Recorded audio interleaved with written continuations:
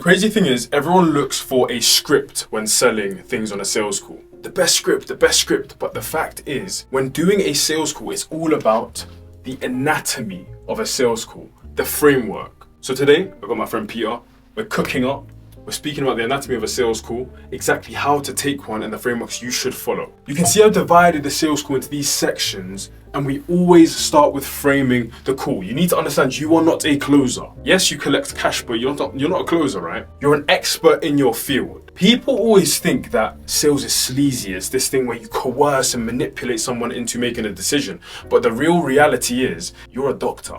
You're consultatively selling. You're finding exactly where their pain points are. You're finding what they're struggling with, what they've been going through, why they haven't gone from A to Z, and you're providing them with a solution. You're simply a doctor. So if you are a doctor, one thing you must do to ensure they know you're an expert is frame the call the right way. How do you frame the call the right way? Oftentimes, people like to do this. They get on the call. Hey, how's your day going? That's fine.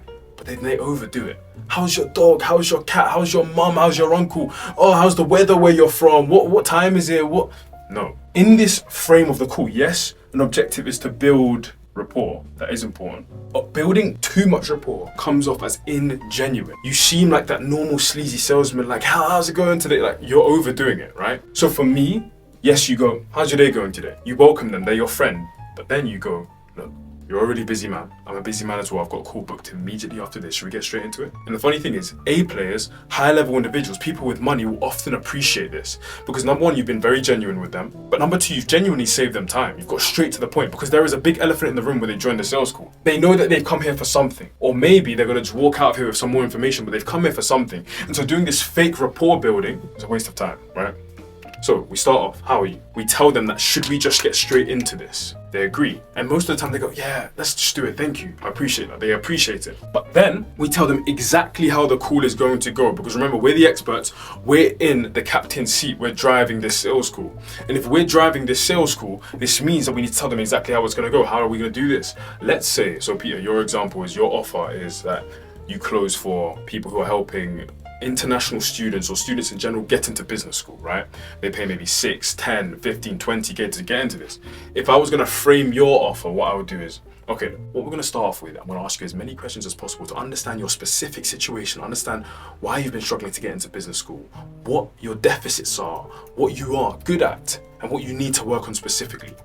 Once I understand this, I'm going to run you through the A to Z roadmap as exactly how we're going to help you go from where you are now to getting into the business school of your dreams. At the end of this, if you think, wow, this is incredible, this is going to change my life, this is the guaranteed surefire way to get into business school. And if I also think you're an incredible prospect, you're an incredible candidate for this program, and you're going to do what we say and listen to us, and you're going to be a pleasure to work with, only then will we move on to the investment, the onboarding, and getting started with this program.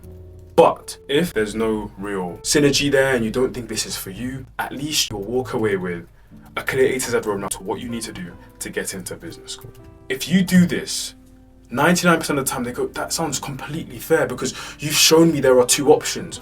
You haven't assumed the close. You haven't assumed that you're gonna collect cash from them, right? You haven't assumed that they're gonna buy the car in a hypothetical car buying situation, right? By us doing this, we framed the call, we built the rapport, we've got straight into it, and then we've also shown them exactly what's gonna happen in the call, how the call's gonna go. So there's no surprises. Because one thing I will say is this, you never, and this is a horrible objection to run into, where you get into the call, you get to the end, you say, yeah, let's do it. How much is the program? 5K. Oh, that's fine. Cool. Okay, sounds good. I'm gonna send you the payment link now. You're gonna handle that and we'll get started. Huh? I didn't know I was gonna pay it at the end of the call. Oh, I thought I was gonna pay next week. I thought I was gonna... That's a horrible objection to run into. You don't wanna run into that objection, right? We frame the call. Now, we have the next section. There's many different ways and things you can call this next section, but I like to call it, I don't like to swear, but we call it the shit test. And in this section of the call, yes, it's a part of the discovery, right? But in this section of the call, you really want to ascertain 3 key things. Yes, if you don't ascertain these 3 key things, it's not the end of the world. You still have what we call the discovery section right here, okay? But you can save yourself a lot of time, a lot of energy, right? If you do it in this section. In this section, we're ascertaining 3 things, and I'm going to show you the 3 things we're ascertaining. Number 1, authority. Number 2, finances. And number 3, belief. So Peter, in your specific example, selling to students who are trying to get into business school, right? Affluent students for the most part. This is a big thing in your niche specifically because of the fact that they don't actually have the money, even if they come from a wealthy family, even if they have money of their own, for the most part, they don't have the money for the most part, right? Their parents usually have the money in terms of investing into a program like this. It's not a cheap program, it's 10K, 15K, 20K, right? So do they have the authority to make the decision? In other niches, it may be the wife or the partner they need to speak to. In other niches, it may be the business partner they need to speak to. The fact is, a lot of the time, people aren't single actors, single decision makers. They have someone they need to ask. We need to establish, are they able to make the decision? Do they have the authority, right? And this comes in not only on a logical basis, right? Can they logically make the decision by themselves? For example, if you had a business partner and it's investing in a 20K program, forget the 20K. Does the other business partner even want to invest in this program? That's the question, right? But on a financial basis as well. So it ties into the finances. Let's say with the parents, right, we're going back to this same offer, same example. You need to ascertain, can this student logically and financially make the decision by themselves? That's the question. How can we ascertain this in the best way? Because I'll tell you this, guys, a lot of closers think they're magicians. They think they're Jordan Belfort. They think they're Andy Elliott. They think they're Jeremy Minor, right? They think, oh, I'm the best closer in the world. I can handle all the objections, but realistically, you can't, okay? You can't. And you don't want to. Why would you want to handle objections? The best and sweetest closes are the ones where you get to the payment point, you drop the price and they go, oh yeah, that's fine, and they pay.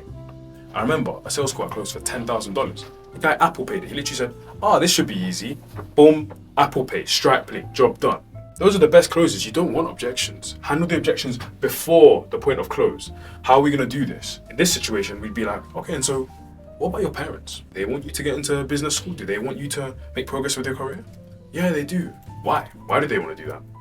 It's a push and pull game. Okay, cool. And so if you were to actually resonate with what we have in store for you, resonate with our program and understand that we're the experts in the space and we will help you get you to your goal. Would your parents have any objections with you making this decision by yourself? Okay, and on the financial side of things, are they the ones supporting you to make this decision or are you doing this by yourself? Okay, so and just to make sure, by the way, right? There's no possibility that you would get to the end of this call, want to make a decision for your future, then not be able to because of your parents. Push them away and tell them, I'm not saying this because of you. You seem like a very trustworthy person. You seem like a very authoritative person who's in control of their life. But we get a lot of people who love the program, who absolutely want to make progress and take action. But because of their parents, they can't. And we know it's a waste of time, us doing this call if the main decision maker is not on this call. So at this point, we can easily just reschedule the call and get your parents on board so we can speak to them. If they have any hesitance in their tonality, here's where you read their tonality. If they have any hesitance in their tonality, and they're like, yeah, they can help me, they'd be okay with it. You want to call them out. I know you said they'd be okay with it, but you sounded a bit unsure about that. Are you sure? Like you can actually make this decision by yourself, or would it be better for them to be on the call? Read the tonality here. The tonality is so important, right? We understand. Can they logically make the decision? Can they financially make the decision? We go into finances now. And finances is, we can do it in two ways. We can go direct and we can go indirect. A very nice, smooth, indirect way of doing this is holiday. So, how many times did you go holiday last year? 4 times. Where did you go? I went to St. Moritz. That's, of course, we know that's a very wealthy place to go to. Or like the Mauritius Islands or Morocco or whoever. I went to a safari in Kenya. We know they have money, right? For sure. If they're able to invest in holidays like that, for sure their parents would want to invest in a business school program. There's many other ways to kind of indirectly, slyly evaluate their wealth. Did they go to private school? What school did they go to? What university did they go to? Like their normal bachelor degree university, right? There's so many different ways. But there's also direct ways. You could genuinely be like, look, genuinely speaking, this is one of the world's leading programs in terms of getting people into business school. That being said, anything that is worth having does not come easy, so it is a substantial investment. Would you, your family, your parents actually be in the position to do this? Would you be in the position to actually make some sort of investment into your health, whether it's a 4-figure investment or a 5-figure investment?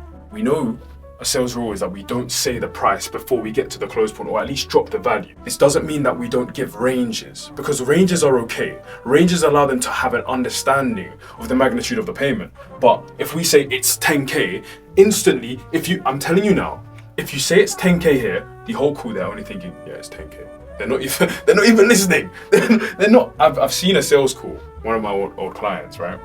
It's a dating coach, and I remember I watched the sales call review. I did the sales call review. And at the beginning, he goes before the pitch, he's done the discovery, and he goes, by the way, just to let you know, it's 10K. It wasn't 10K, but I was like, let's say it's 4K. And the guy's face goes from red to white. Like his face just goes black. Like he's just like, what the hell, 4K? And then when he's pitching, the guy's not listening. He's like, 4K, how can I get out for 4K, 4K, 4K. So you don't drop the price, right? Because you haven't raised enough value to drop the price yet. Finances, indirect ways, you have direct ways. But the fact is, we do want to have a financial conversation beforehand, rather than us having a financial conversation here. I like the indirect way more, because before this you should have many pre-call nurture sequences and sales nurture processes and disqualification processes to make sure you're not jumping on a call with a disqualified or unqualified lead, right? Now we have belief. Does the person believe you can help them get to where they need to get to, and do they believe they can help themselves in a sense? And belief is relatively, I think it's easier than some of these things to handle, but if they have no belief, forget about it. When I went to Russell Brunson's conference, he spoke about subconscious selling.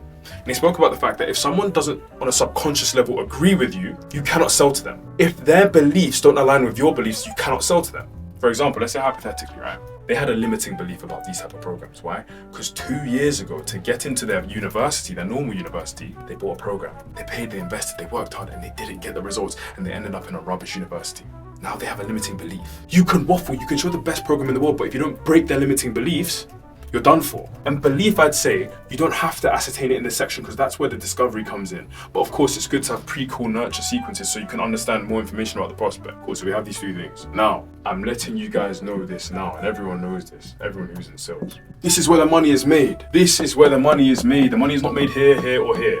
Even here. This is where the money is made. I'm gonna literally write it here.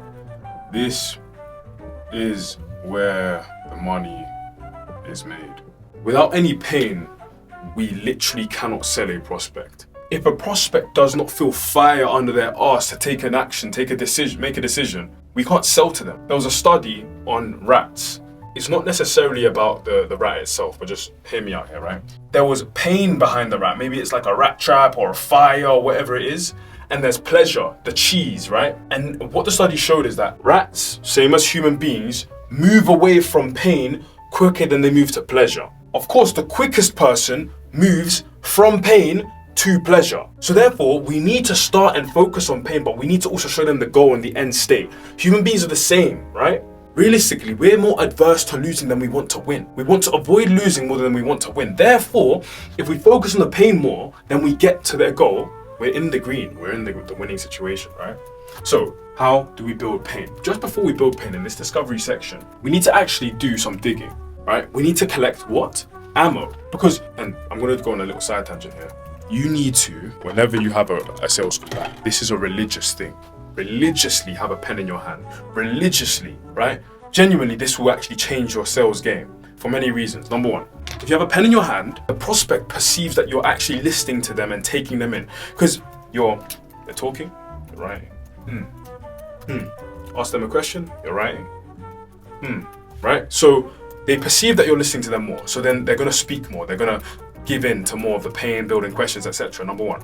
Number two, you can actually write things down and take down the ammo. So you need to be collecting key points so that later in the line, you can say, but earlier you said that you've struggled for years in terms of getting into business school, and this means everything to you because you wrote it down. You took notes to the prospect, right? So this is important. Having a pen is really important, but the point is, before we go into the pain right here. So if we even divide this into a section, let's say here is like, we have pain and emotional stuff, let's say. We do need to collect some logistical and logical information as to why they're not where they are. Sales is simply, we have 2 cliffs, right?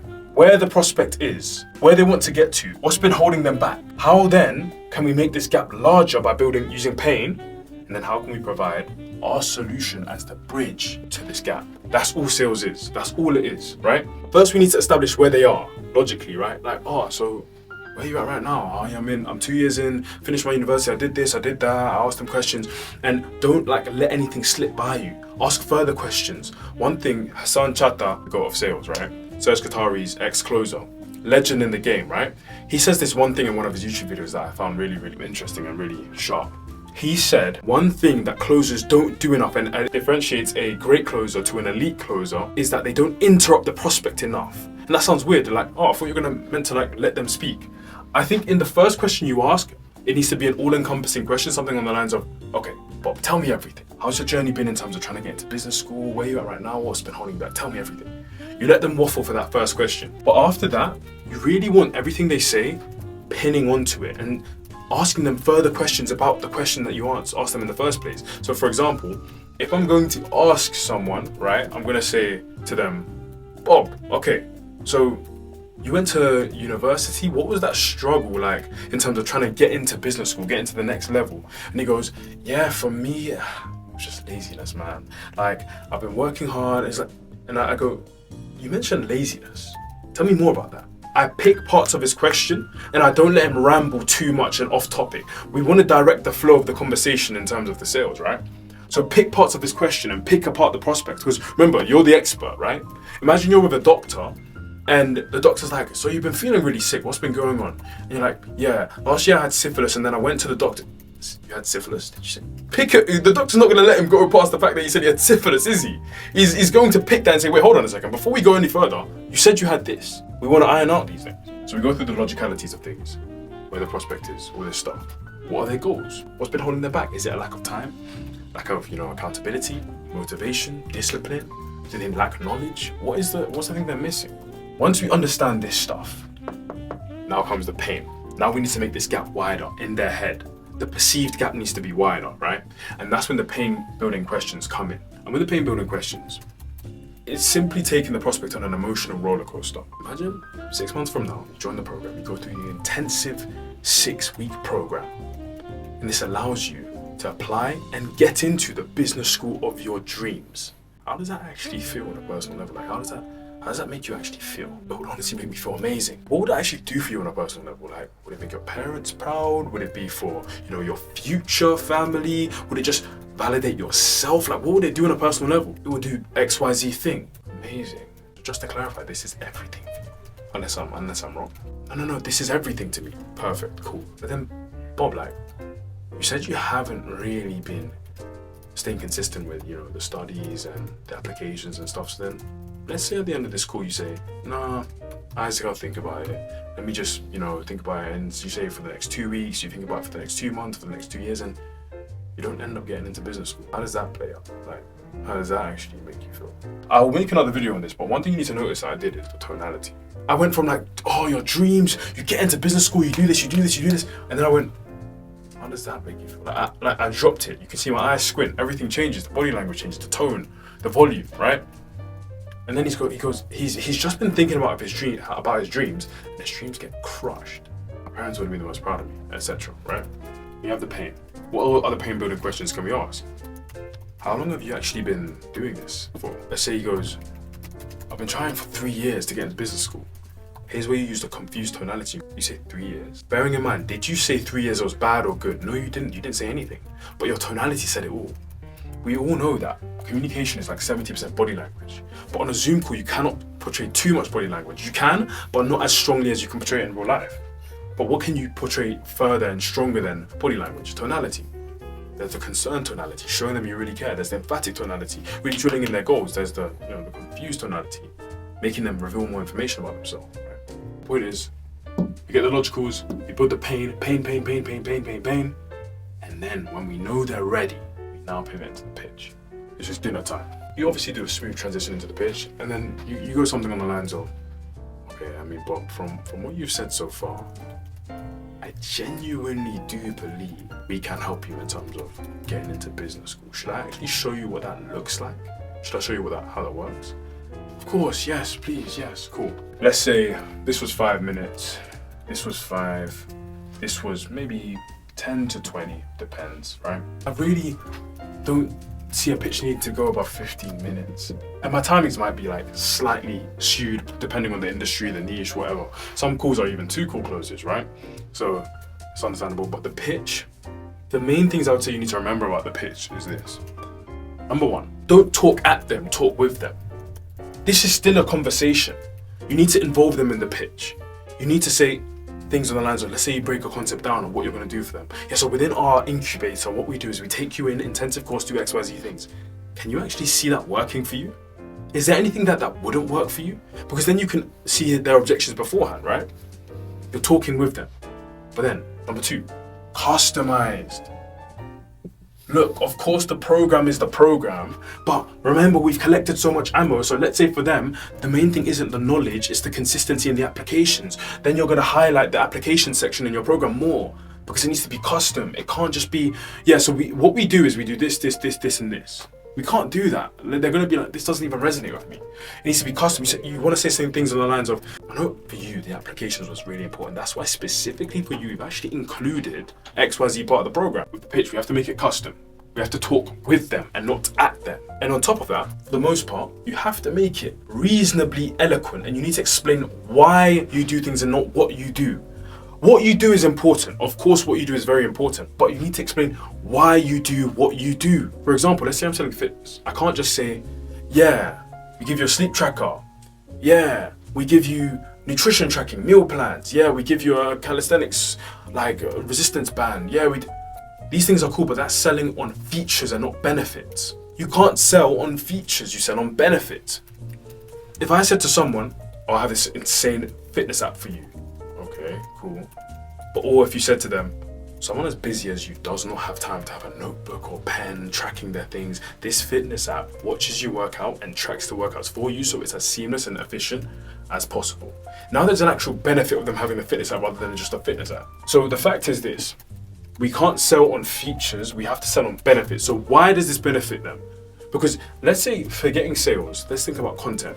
The mistake people make with content is that they just make content on value. Here's the best tools to use to get into investment banking. Here's XYZ thing, that's cool. But they forget that you shouldn't be selling to people the value and the best whatever. You should sell the unique insights. You should change the way they think and make them realize that what you do is the best mechanism. Again, not how you do something and what you do, but why you do what you do. That's the point. That's the pitch, okay? There's a lot of more stuff in the pitch and stuff, and I would always say, my personal opinion, pitch deck is always, I think, in my personal opinion, essential. It's not mandatory, but it will definitely increase your close rate. It gives you a visual aid. It allows you to show stimulating things, because what you don't understand is the mind doesn't think in words, it thinks in pictures. If I say pink elephant, what goes in your head right now? Pink elephant. You're trying not to think about it, but a pink elephant is in your head right now. So you see the picture. So if you can visualize and show them the transformations, and the good thing is as well with a pitch deck is you can show testimonials, not the video, like a picture for example, and paint the story of someone who was just like them. You need to break their limiting beliefs here. You need to show them that someone just like you, who was a failure, who was this, who was that, managed to join the program and managed to get results. And show them, once you put the picture of that person on the screen, they resonate with this person. They know this person's a real person rather than James, and hypothetically saying James joined the program and did this XYZ, you know? Frame the call, shit test, discovery, pitch. Now, we know we're gonna have to close the call here. And let's say if we have bonus time, objection handling time. We don't even want to get into it, but we have objection handling. This is like arguably one of the most important things. This is called the temperature check. Because remember, even though I told you that within the pitch we want to talk with them and not at them, you're still going to be talking for the majority of the time. This is when a lot of people's brains go into cuckoo land. Some of the dopamine brain starts kicking and they're listening to you, but they're not really listening. Or maybe they got a bit bored, or maybe they're like, oh, cool, yeah. You know? Maybe the pain that we built up here it's kind of gone down. So how do we rise the temperature back up with a temperature check? How do we do this? This is where we go over their goals again. And one thing I do multiple times throughout the sales call, you need to go over their goals multiple times to make them visualize their goals. Because remember, I don't say, Bob, so if you were to get to your goals, how would that make you feel? That's a rubbish question. If you were to get to your goals, how would that make you feel? He's going to say good, and then you're done, right? You need to associate joining the program with success. It's very important, very important. You need to go, so Bob, let's say hypothetically, in a hypothetical world, you finish this call, you join the program, you take action into your future. You listen to everything that we tell you to do, you stay diligent, you're kept accountable by our coaches, you keep applying, you stay consistent, and you get into XYZ business school. This is where the ammo comes into play. Don't say you get into the business school of your dreams, you say you get into Harvard Business School. Let's say he said Harvard was his goal, right? How does that make you actually feel, like on a personal level? Okay? So we summarize his goals. Again, we go, and this is where we don't say how does it make you feel, because that's a bit weird, asking the same question twice. Here, we're gonna go something along the lines of, just to make sure, Bob, I've got it all right for you, and I'm going to tell you why this is really powerful. There's two reasons why. Number one, it shows them you are listening. if someone's listening to you, you respect them a lot more. Like, imagine someone like 7 years ago, you had like a favorite show you watched, and then they see you 7 years after. How's it going? I remember you used to watch that show, and they go, oh yeah, you did. You feel acclimated to that person, right? So same way, if you go to them, bearing in mind, John, don't look at like the screen or the pen or the notepad here, but like read it off your head. And over time, when you do enough sales calls, you'll be able to, after listening to someone here, remember everything they said and read it off, right? So you're gonna go, so Bob, I know for you, the struggles you were facing were the consistency of the applications, you know, staying consistent with applying to so many high-level business schools. And of course, I know the knowledge in terms of passing the tests was difficult. And I know for you, it was so important to get into Harvard Business School, not just for yourself, not just to prove to yourself that you are great, but to prove to your parents that you were the son that they wanted. Obviously, that's an overstretch, right? But was there anything I missed? Was there anything I've got incorrect? What's happened? You reeled off all his goals, and he's like thinking, yeah, those are the goals, those are the goals, those are the goals. And you're like, he's even shocked. How does this guy remember all this? He even forgot he told you this stuff. And he goes, yeah, you hit the nail on the head. Yeah, that's completely correct. Yeah, there's nothing else. There's nothing else. There's nothing else that's incorrect. You know you've got him there. Now you've got him because you just reeled off all his goals. You made him visualize it. Okay? So, in this temperature check, there's 3 things we need. What? When I say what, I mean, what are the goals? How? Okay, and so from understanding what I've just broken down to you, our 4-step framework as to getting any individuals around the world, students around the world, into the best business schools. Do you actually believe this 4-step framework can actually get you to where you want to get to? Or would you say there's some things you're not really sure that will work for you? Does our mechanism work, Bob? What do you think? Does it work? Yes or no? And you need to read, again, the tonality here. Some people might go, 100%, like I have no doubt. And you know you've got them. Some people will go, yeah, I think it will. And there's a bit of doubt. Ask them, I hear some hesitation. Like, is there anything you're unsure about? Pick it out now. I'm telling you, if you hear that, yeah, that exactly what I just said, yeah, I think it will help me. They're cooked. I'll be honest, they're cooked. You got to ask them what because they're doubting you, but they're not people. Okay, this is a side tangent. Men are liars. Do you know how many people I've gone to sales calls with? Yeah, I'm gonna wire you the money. My dog, cat, uncle died, and my credit card got lost in the sand, and the washing machine. Bro, they will give any excuse to get off this call. The rule is with B2C, if they get off the call, they did not to pay, and they're not paying. They're not paying. I don't care. I'm not gonna lie, right? There are like maybe the 4% of people who get off a call and say they're gonna pay, then actually pay. But in my experience, like 99% of the time, if they don't pay on that call, they're probably not gonna pay. Okay? We need to understand that they lie. Men are liars, and they want to save ego. They want to save face, right? So they'd rather tell you some flimsy excuse than tell you the truth. So here, if they say, yeah, I think it can help me, figure out what they don't believe in. There's something in the program that they don't rate, they don't like. Okay? What? How? And then there's some people who actually will tell you, yeah, I think everything's good, but, and they will tell you the objection, but rarely people do that. For the most part, it's either they go, no, I actually believe it. And if they say they believe in it, they ask them, why? Why do you think this is going to help you? Why? Then they're going to start selling to you. Yeah, honestly, I really liked your section about the guaranteed placement, and I like the thingy, the exercises we do every day to work on interviews and blah, blah, blah, blah, blah. They're going to tell you, they're going to sell to you, right? So we have the what. We have the how. This sounds weird. What do you mean by that?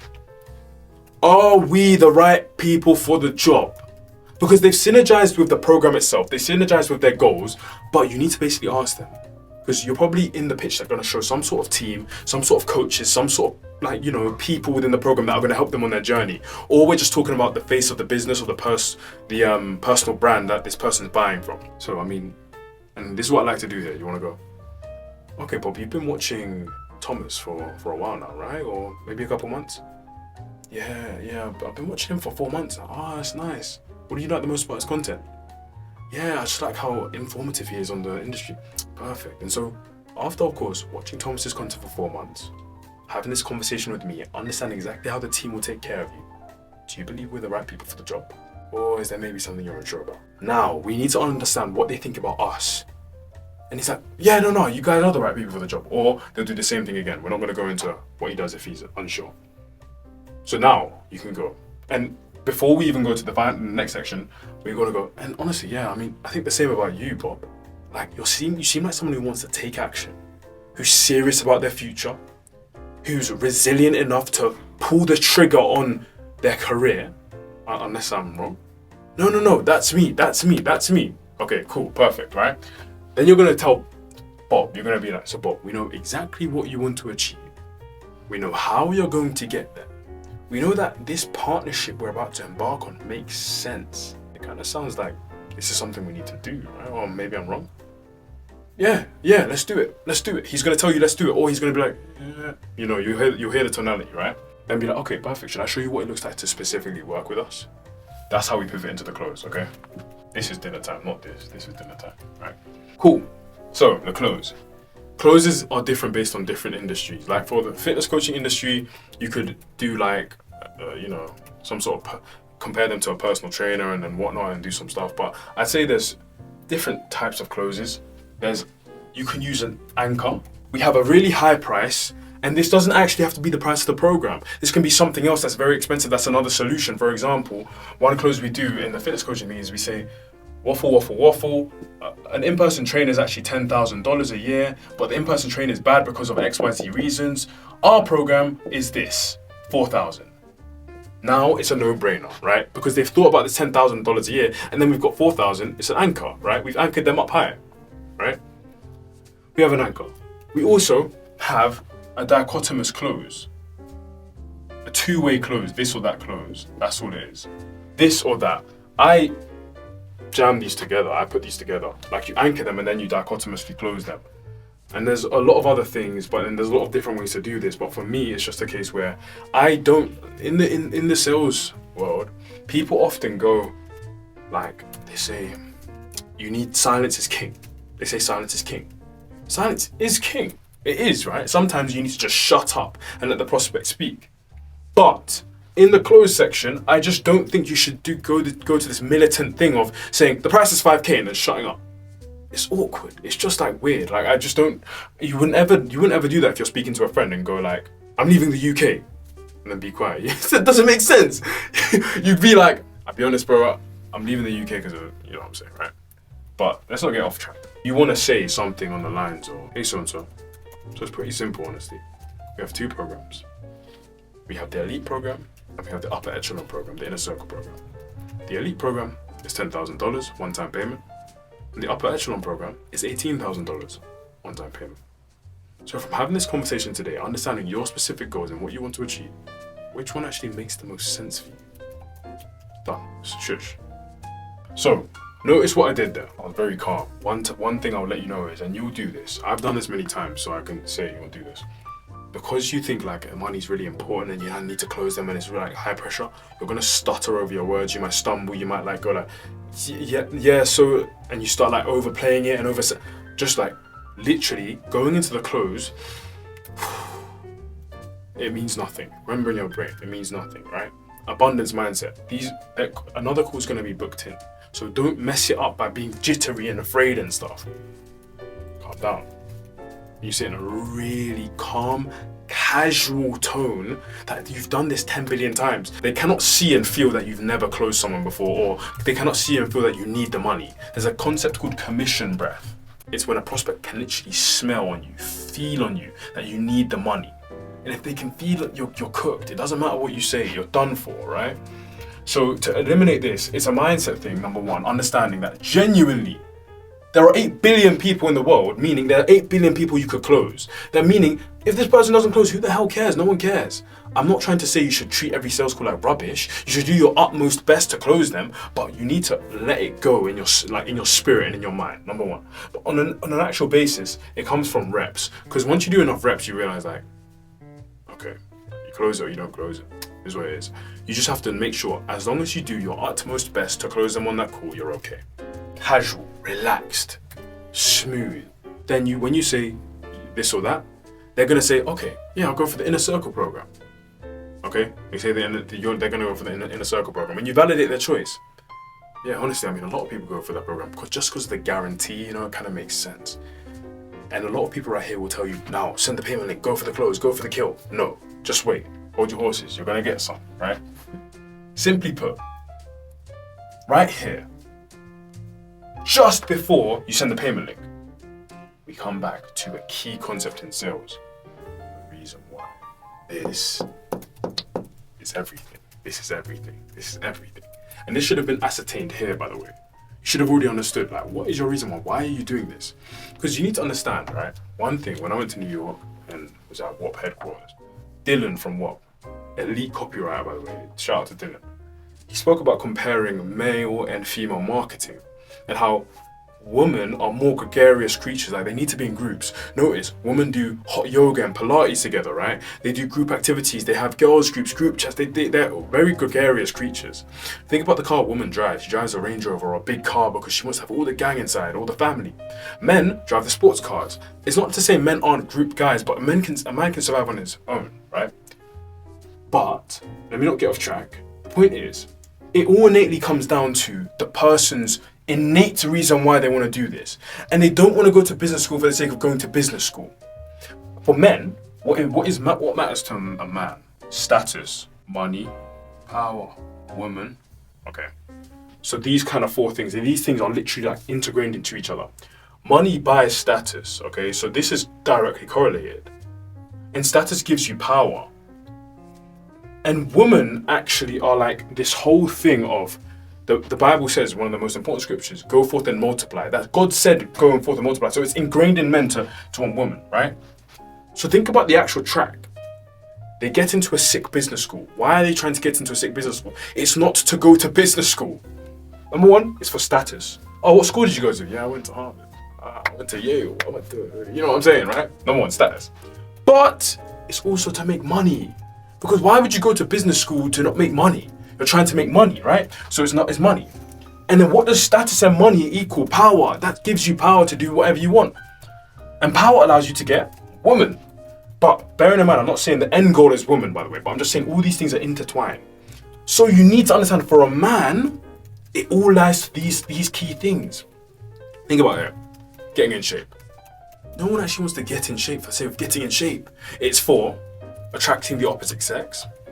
This just sounds hella gay, but attracting the same sex, in the sense of, if a man sees another man in shape, he's like, oh, shakes your hand, you're a G, you know? And that gives you status, right? It also gives you power, because you're walking down the street, you see a guy, I could beat him up if I wanted to. That's power, right? So that's why they want to get in shape. Same way he wants to go to business school for the reason we spoke about. What do women want though, right? Woman. Safety. Security. Safety and security is one of the main things they want, right? Because realistically, a woman has the selection mechanism. The woman chooses. The woman goes, they don't hunt for the man. They go, okay, these are my cards, these are my prospects. Who do I pick? I'm gonna pick this guy. He's got the money. He's in good shape. He can protect my family. He's a good guy. Of course, they want other things. They want excitement. They want like love and all this type of stuff. But the fact is, security and safety is one of the main things, okay? And so why would a woman want to go to business school? For the most part, like, maybe it's to do their parents proud, right? That's an angle.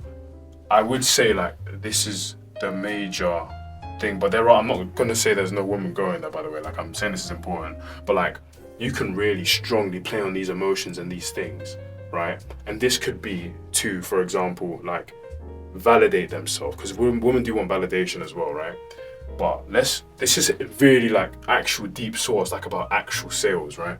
But the fact is, we ask them their reason why. And we can ask them in this way. We go, okay, look, but before we handle any investment, payment, get you on board, get you in the program, before we do anything like that, I need to ask you a really important question. Is that okay? He goes, yeah, go ahead. Some people want to get into business school and invest into their career and future for a kind of shallow reason. They just want the title of Harvard or Yale. For some people, it's a really deep thing.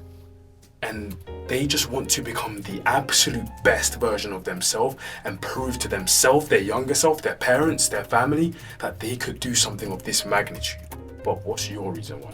If you ask a question like that, he's now going to go on a spiel about his life story pretty much. Yeah, like, I always knew I wanted to go to Harvard, and he's going to waffle, right? Once he does this waffle, you're going to be nodding your head. Wow, Bob, that's the deepest reason I've heard all day. That's incredible. Amazing. Okay, Bob, Should I let you know the next steps? Should we get this started? Yes. Let me know the next steps.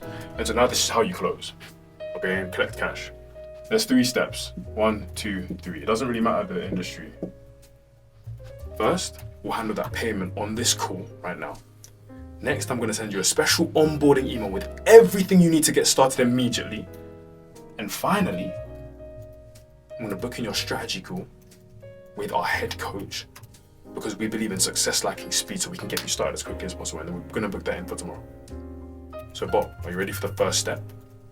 Notice I didn't say, are you ready for payment? Are you ready to pay? Are you ready for the link? No, I said, are you ready for the first step towards your future, right? And he's gonna go, yes, or he's gonna go, no. And this is when we get into objection handling. If it's yes, this is what you need to do. You send the link. The worst thing you could do is not have the link ready. Like, that's idiotic. Like, you're just gonna make it awkward. And then it's like, oh, why doesn't he have the link thinking? And he's thinking about the decision. You need to kill, like, he's there. He's ready to be killed, right? Send the link. When you send the link, be really chill about it. I've sent you a link. Can you open it up? What does it show you? What do you see? Yeah, it shows me XYZ. Perfect, that's the right link. Bob, you handle that. While you're handling that, I'm gonna be doing your onboarding email, okay? So let me know when you're done, but take your time, please. Let him take his time. You're typing. You're not typing anything, but you're typing. You're looking on the screen, you're typing. So it's not this awkward, weird silence, because I've had some where it's like you're sitting there waiting for them to pay the money, bro. It's awkward as hell.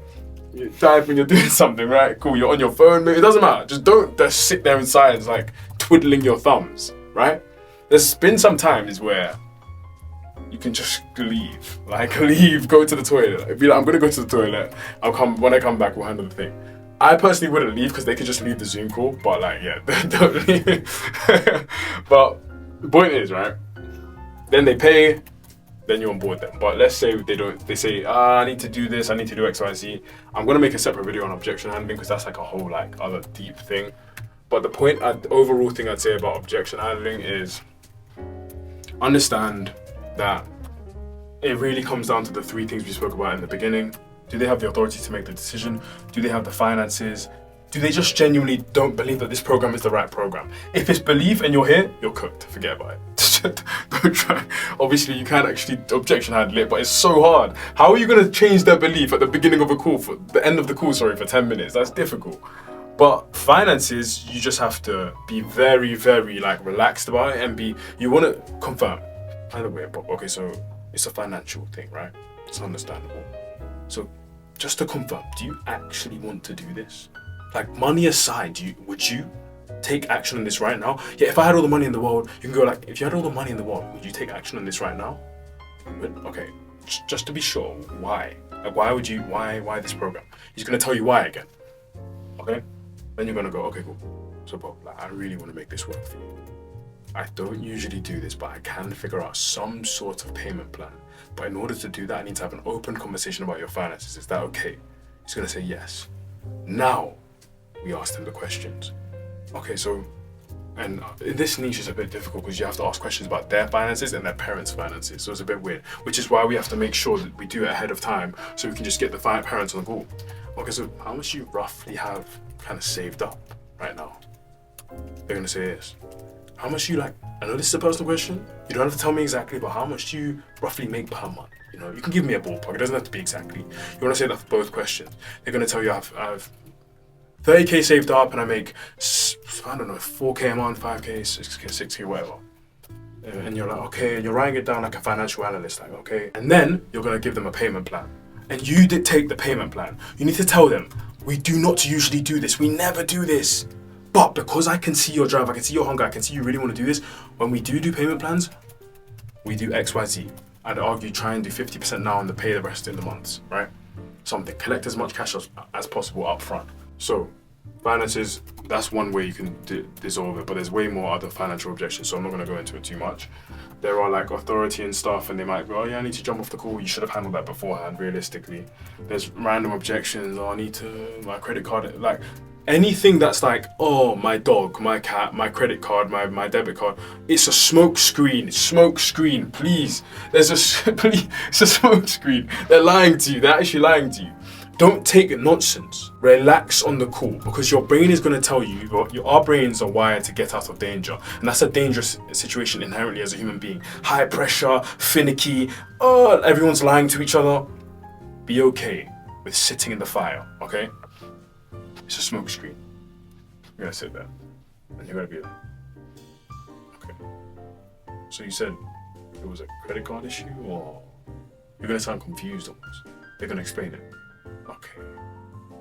Let me see how I can work this out for you. Take your time. Don't let them rush you off the call, and don't let them rush off the call. And then figure out something. Whether it's debit card, credit card, Wise, Mercury, PayPal, Stripe, Whop, it doesn't matter. Collect some cash on the call. If you even collect $500, $100, something, collect something on the call, because then they're tied in it to an extent. However, collect something that means something to them. That's a big mistake I've made before. You collect something on the call, but it just doesn't mean anything to them, so they just dip off, right? That is the anatomy of a sales call. I was a flipping long video, but yeah, man, I'm gonna make way more videos on sales and stuff. Something that I hold close to me, and I've done a lot of calls at this point. But the fact is, if you understand this, probably go over this video a couple times and whatnot, it's gonna be effortless. If you're an online coach who wants to scale up their business, etc., just click the link below and join the free school. There's way more videos like this in there, so my voice is already going. And if you just want to expedite the process, just book in a call. Damn, I actually really enjoyed that. That being said, God made, God paid. I'll see you guys in the next one.